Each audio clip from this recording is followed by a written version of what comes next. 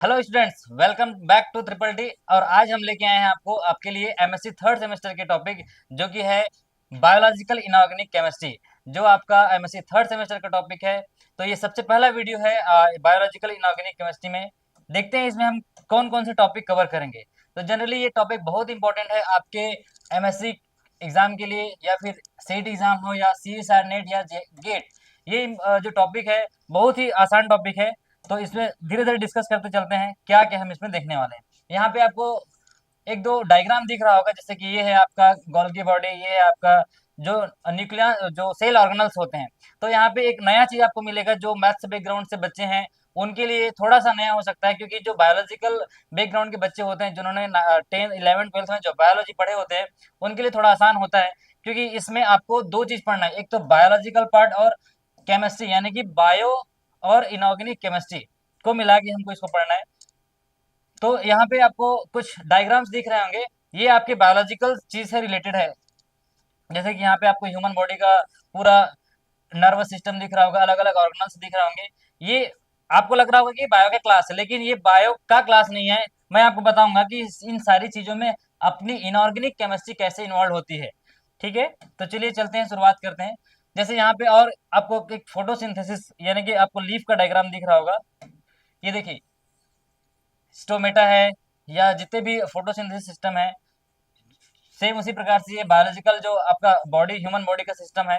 तो इन सारी चीजों के बारे में हम पढ़ेंगे धीरे धीरे, कौन कौन सी केमिस्ट्री इन्वॉल्व होती है इन सिस्टम्स में। तो सबसे पहला आपका जो सिलेबस में होगा वो है आपका मेटलो बायोमोलिक्यूल, यानी कि ये पूरा सिलेबस का ओवरव्यू है। तो चलिए चलते हैं, क्या कौन कौन सा अपन को पढ़ने वाले देखते हैं। सबसे पहला transport and storage. Transport and storage, इसमें क्या क्या देखेंगे? Electron carrier, cytochrome. Electron carrier के अंतर्गत आता है cytochrome, iron sulphur protein, blue copper protein. उसी तरीके से मेटल स्टोरेज एंड कैरियर में आता है आपका फेरिटीन, ट्रांसफेरिन और सेलुलोप्लाज्मिन।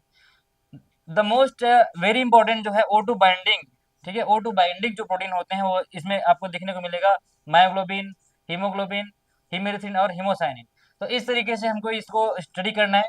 फिर जब एंजाइम पार्ट में पढ़ेंगे, आपकी यूनिट में सेमेस्टर के जो चैप्टर में है एंजाइम पार्ट जब पढ़ेंगे, तो इसमें कार्बोक्सी पेप्टाइड एंजाइम है, फिर अमीनो पेप्टाइडेस एंजाइम है, phosphate enzyme, oxide oxide reductase enzyme के बारे में हम जब बात करते हैं, तो इसमें आपको देखने को मिलेगा डिहाइड्रोजनेस एंजाइम, हाइड्रोलिस एंजाइम। इन सारी एंजाइम की आपको रिएक्टिविटी, जैसा वो फंक्शन करता है, कहाँ कहाँ पे वर्क करता है, किस तरीके से स्ट्रक्चर है, वो सारी चीज हम देखते चलेंगे।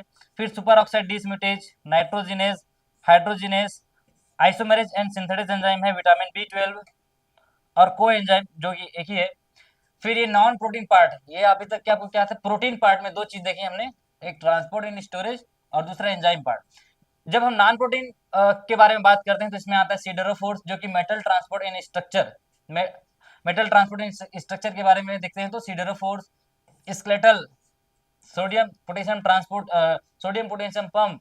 फिर आपका फोटोरेडॉक्स, जो मैं बात कर रहा था, क्लोरोफिल और फोटोसिंथेसिस 1 2। तो इस तरीके से ये थोड़ा सा सिलेबस का ओवरव्यू है, और मैं थोड़ा आगे और इसमें बता देता हूँ। ये मेन आपका जो बायोऑर्गेनिक केमिस्ट्री, आपके जो सिलेबस इतने सारे को कंपाइल किए हुए हैं। तो ये जो मैं आपको बता रहा था, मेटलो प्रोटीन, मेटलो एंजाइम और मेटल ट्रांसपोर्ट एंड स्टोरेज। तो इन सारी चीजों को मैं धीरे धीरे डिस्कस करूंगा। सबसे पहले हम डिस्कस करेंगे आज, जिसका नाम है आपका हीम प्रोटीन, यानी कि जो मेटलो प्रोटीन में आता है। और एक है आपका ऑक्सीजन ट्रांसपोर्ट। ठीक है, haemoglobin and myoglobin, oxygen transport and storage. ये सारी चीज तो मैंने बता दी आपको मेटलो एंजाइम के बारे में, जो अभी आपको बताया। फिर नेक्स्ट देखते हैं इसमें, ये आपको इसमें दिख रहा होगा लंग्स का डायग्राम। ठीक है, ये जो ह्यूमन बॉडी का स्ट्रक्चर है। हम सबसे पहले अपना जो पहला चैप्टर पढ़ने वाले हैं, यानी कि पहला प्रोटीन पढ़ने वाले हैं, हीमोग्लोबिन और मायोग्लोबिन। ठीक है, हीमोग्लोबिन और मायोग्लोबिन। ये जो चैप्टर है आपने जनरली छोटे क्लासेस में अपना 11 12 में पढ़े होंगे, कि किस तरीके से हीमोग्लोबिन वर्क करता है। हीमोग्लोबिन, मायोग्लोबिन जो है O2, हीमोग्लोबिन की बात हम जब करते हैं, तो हीमोग्लोबिन क्या है, ऑक्सीजन ट्रांसपोर्ट प्रोटीन है। और मायोग्लोबिन जो है ऑक्सीजन स्टोरेज प्रोटीन है। तो हम ये देखेंगे कि मायोग्लोबिन कहाँ कहाँ स्टोर करता है, और हीमोग्लोबिन कहाँ कहाँ ये ट्रांसपोर्ट करता है। ये जैसे ये देखिए आपको ये नर्वस अलग अलग नर्व नर्व सिस्टम दिख रहा होगा। इस सारी जगह में हमारे बॉडी के अलग अलग जितने जगह भी पूरा आपको दिख रहा होगा ये सब नर्वस सिस्टम, इन सारी जगहों में जो हीमोग्लोबिन प्रोटीन है, हीमोग्लोबिन जो दो पार्ट से मिलकर बना है, हीम प्लस ग्लोबिन, आगे इसका स्ट्रक्चर देखते चलेंगे। तो इन यानी कि लंग्स से जब हम ऑक्सीजन इनहेल करते हैं तो वो ऑक्सीजन यानी कि ऑक्सीजन का मॉलिक्यूल हीमोग्लोबिन प्रोटीन के साथ जुड़ के हमारे बॉडी के सारे पार्ट्स तक ऑक्सीजन को क्या करता है, कैरी करता है। तो ये पूरे हमारे बॉडी में ऊपर से लेकर नीचे तक ऑक्सीजन को क्या करता है, ट्रांसपोर्ट करता है। तो आपको ये लंग्स का कुछ स्ट्रक्चर दिख रहा होगा इस तरीके से, जो भी लंग्स का इंटरनल स्ट्रक्चर दिख रहा है, इन सारी जगहों में ऑक्सीजन क्या करता है, ट्रांसपोर्ट करता है हीमोग्लोबिन, यानी कि हीमोग्लोबिन ट्रांसफर करता है ऑक्सीजन को। ये भी वही स्ट्रक्चर है। फिर नेक्स्ट हम सबसे पहले अपना देखेंगे कुछ important point about inorganic biological system. जैसे हम जनरली जब बायोलॉजी की क्लास पढ़ते हैं तो हमको उसमें क्या केमिस्ट्री इन्वॉल्व है वो सबसे इंपॉर्टेंट होता है जानने के लिए। तो देखिए बायोलॉजिकल इनऑर्गेनिक केमिस्ट्री, जिसको हम बोलते हैं bio inorganic chemistry, is study of inorganic elements as they are utilise in body. जितने टाइप्स के पीरियोडिक टेबल में एलिमेंट्स है या जो एलिमेंट्स हमारे बॉडी में प्रेजेंट है, like metal, zinc, copper, iron, ये सारे जो एलिमेंट्स है वो इनऑर्गेनिक एलिमेंट्स कहलाते हैं। और ये एलिमेंट्स का हमारे बॉडी में क्या यूज है, उस सारी चीजों को स्टडी करेंगे ये बायोलॉजिकल जो इनऑर्गेनिक चैप्टर है। The main focus of the element metal ion where we are interested in their interaction. हम ये देखेंगे कि जो इनऑर्गेनिक एलिमेंट्स है वो कैसे हमारे बायोलॉजिकल यूनिट से बायोलॉजिकल सिस्टम से कैसे क्या करता है, इंटरेक्ट करता है, चाहे वो लिगेंड के फॉर्म में हो या मेटल के फॉर्म में हो। ठीक है, they are able to exhibit important and organism. This properties include ligand binding. जैसे हम पढ़ते हैं कि हीमोग्लोबिन का जो रंग है वो लाल होता है, या जितने भी कलर्स हमारे बॉडी में लाल है या नीला है, जो भी कलर, वो सारी चीज किसके प्रेजेंस में होता है, ligand binding, catalysis, signalling, regulation, sensing, सारी चीजों के पीछे एक केमिस्ट्री है। Promotion of reaction, providing appropriate geometry for the breaking and making bond. हमारे बॉडी में बॉन्ड ब्रेकिंग, बॉन्ड मेकिंग, ये सारी चीजें चलती रहती है। H2O bond to metal provide, ये कैटालिटिक एक्टिविटी है। तो ठीक है, फिर नेक्स्ट है ion such as sodium potassium. Ion का ट्रांसपोर्ट होता है जब हमारे बॉडी में, तो ये सारी चीजें किसके अंदर आता है, इनऑर्गेनिक एलिमेंट्स में अंदर आता है। Carries where concentration gradient is maintain by different ion, such changes concentration. तो इन नेक्स्ट चलते हैं, फिर है कुछ ऑर्गेनोमेटेलिक स्पीसीज जो carrying out specific reaction like cobalamin enzyme. जो हम विटामिन B12 की बात करते हैं वो कोबालामिन है, यानी कि कोबाल्ट एंजाइम है। ठीक है, फिर inorganic ions have major role as building block of the bones. जैसे बात करते हैं हम बोन्स की बात करते हैं, जो हमारे हड्डी बने होते हैं बॉडी में, वो भी किससे मिल के बना होता है, कैल्शियम या और अलग अनदर जो एलिमेंट्स इनऑर्गेनिक एलिमेंट्स हैं। फिर DNA is stabilised by the weak coordinate bond K+, magnesium 2+, phosphate group. तो अगर हम पूरे केमिस्ट्री या बायो को देखा जाए तो सारी जगह आपको क्या मिलेगी, केमिस्ट्री की इन्वॉल्वमेंट मिलेगा। देखिए जैसे ये डीएनए प्रोसेसिंग, जिंक की जरूरत पड़ती है। फिर special protein are required for transporting and storing different metal ions. The action of calcium 2+ is to alter the conformation of the protein its shape. तो इस तरीके से आपको जो मेजर रोल है आपके इनऑर्गेनिक एलिमेंट्स में होते हैं बायोकेमिस्ट्री के लिए। तो चलिए शुरुआत करते हैं। जो सबसे पहला हमारा एलिमेंट्स है, बल्क एलिमेंट्स है। मैं थोड़ा सा ओवरव्यू बताना चाहूंगा कि कौन सा element, role of metal and non metal in biological function, क्या क्या आपका जो इनऑर्गेनिक एलिमेंट्स है वो आपका बायोलॉजिकल फंक्शन में काम करते हैं। जैसे कि सोडियम और पोटेशियम की हम बात करते हैं, तो बच्चों आपको याद होगा सोडियम पोटेशियम इलेक्ट्रोलाइट की तरह वर्क करता है। जब हमारे बॉडी में इलेक्ट्रोलाइट्स की कमी हो जाती है तो हम ORS का घोल पीते हैं या ORS पीते हैं। क्यों? क्योंकि हमको मेंटेन करना होता है concentration gradient in the living cell. तो ये जो आपका इनऑर्गेनिक एलिमेंट्स है वो काम करता है help in active and passive transport. Cell membrane में ये एक्टिव या एक्टिव ट्रांसपोर्ट के लिए, एक्टिव एंड पैसिव ट्रांसपोर्ट के लिए रिस्पॉन्सिबल होते हैं सोडियम पोटेशियम। चार्ज कैरियर, हमारे बॉडी में सिग्नल्स को ब्रेन से लेके आपके बॉडी के अलग अलग पार्ट तक पहुंचाना होता है, तो उसके लिए हमको इस तरीके के आयंस की नीड होती है। फिर आता है मैग्नीशियम 2+। मैग्नीशियम आयन की क्या नीड होती है हमारे बॉडी में, प्रेजेंट इन क्लोरोफिल। ठीक है, हेल्प इन फोटोसिंथेसिस, ये फोटोसिंथेसिस के लिए बहुत इंपॉर्टेंट फैक्टर है।